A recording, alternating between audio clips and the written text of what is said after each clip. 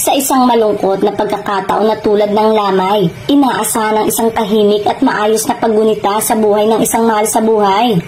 Gayunpaman, sa lamay ng sister-in-law ni Richard Gutierrez na si Alexa o Chico Gutierrez, nagkaroon ng isang di inaasahan dahil agaw eksena ang presensya ni Barbie Imperial na dumating kasama si Richard Gutierrez. Naging sentro ng atensyon sa nasabing okasyon. Ang kanyang presensya sa lamay ay nagbigay diin sa pagkakaroon ng ugnayan sa pagitan niya at ng pamilya Gutierrez. Ito kasi ang kauna-unahang pagkakataon na nakita sila magkasama, kasama ang iba pang miyembro ng pamilya Gutierrez. Mas naging kapansin-pansin din dahil wala ang aktres na si Sara Labati na kilalang malapit na kaibigan ni Alexa.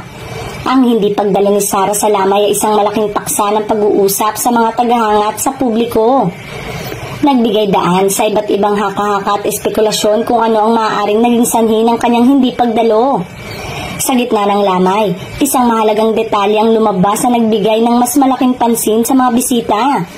Ipinakita ni Richard Gutierrez kasama ang kanyang pamilya ang kanilang malinaw na suporta para kay Barbie Imperial.